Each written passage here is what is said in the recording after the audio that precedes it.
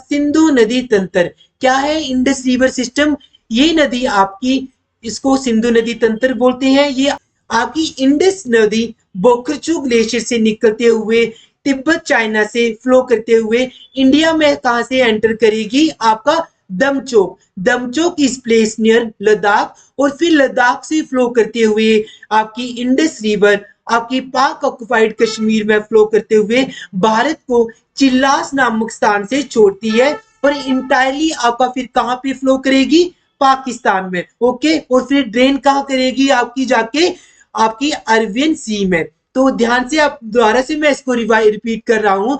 हमारा जो इंडस नदी है, ये आपका टोटल आपका लेंथ कितनी आती है इसकी? 2880 किलोमीटर, और कुछ सोर्सेस में इसकी लेंथ आती है 3180 किलोमीटर। ओके, अलग अलग जगह पे अलग अलग लेंथ है, तो आप यहाँ पे इसको मेजरली 3180 किलोमीटर ले सकते हैं। ओके, तो ये ही सिंधु नदी है, जहां पे आपकी इसकी नदी के किनारे भारत की सबसे पुरानी सभ्यता इंडस वैली सिविलाइजेशन भी इसी नदी के किनारे थी। ओके, और इस नदी का ओरिजिन कहां से होता है? आपका तिब्बत में एक मानसरोवर लेक है, उस लेक के पास आपका एक ग्लेशियर पड़ता है, बोकरचू ग्लेशियर। ओके, बोकरचू ग्लेशियर से ये नदी वहां से ओरिजिन होती है, और फिर फ्लो करते हुए इंडिया कहां से एंटर करती है? आपका दमचोक प्लेस से। ओके, दमचोक प्लेस से आपका ये एंटर करेगी,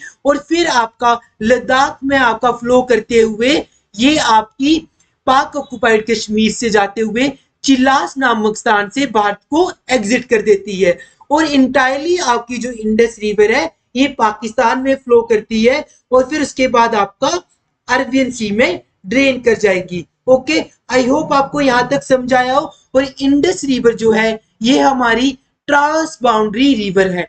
क्या होता है ट्रांस बाउंड्री?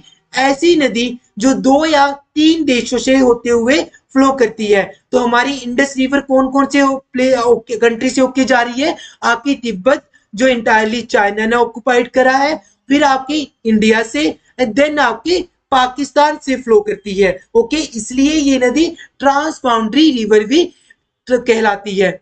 इसकी मेजरली और भी साथ में ट्रिब्यूटरीज आती है, like Zanskar, Nubra, Shyok and Hunza. Okay, ये नदियां क्या है? इसकी सहायक नदियां हैं। बट फर्दर फिर ये नदी जब आपके लद्दाख रीजन से, मैंने आपको एक चीज अलग से एक बताता, इसकी मैंने लेंथ बताई 2880 किलोमीटर और या फिर 3180 किलोमीटर। बट आप जानते हैं कि हमारे भारत में जब ये नदी आपका लद्दाख में जाते हुए पाक ऑक्युपाइड कश्मीर में जाती है, क्योंकि पाकिस्तान ने हमारे भारत का कुछ हिस्सा ऑक्युपाइड करा हुआ है, जिसको हम बोलते हैं पाक ऑक्युपाइड कश्मीर। तो हमारे भारत में इसकी टोटल लेंथ कितनी आती है? 709 किलोमीटर। ओके, क्योंकि हम पाक ऑक्युपाइड वाले कश्मीर वाले क्षेत्र को नहीं काउंट कर रहे हैं। ओके, और फिर इसके बाद इसकी कुछ नदियां आपकी, जिनको पंचनद भी कहते हैं, वो बेट आप मैप में देखिए, यहाँ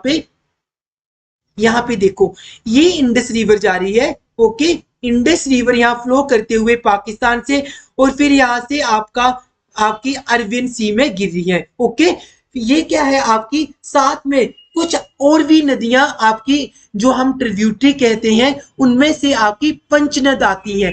पंचनद क्या है आपकी? जैसे झेलम, चिनाब, रावी, ब्यास और सतलुज, इन नदियों के संगम को क्या कहते हैं? पंचनद। क्योंकि ये सारी नदियां पाकिस्तान में एक जगह पड़ती है मिथनकोट में। ओके, मिथनकोट, ये सारी नदियां वहां पे आपकी मीट कर जाएंगी साथ में। ओके, कौन सी इसकी 5 नदियां हैं जिनको पंचनद कहते हैं? आपका झेलम, चिनाब, रावी, ब्यास और सतलुज। ओके, ये इसकी सहायक नदियां हैं। ओके, आप एक टर्म जानते हैं, सुना होगा आपने, इंडस वाटर ट्रीटी। क्या है ये? आपकी इंडस वाटर ट्रीटी, क्योंकि इन्हीं नदियों के कारण आपको समझ आएगा।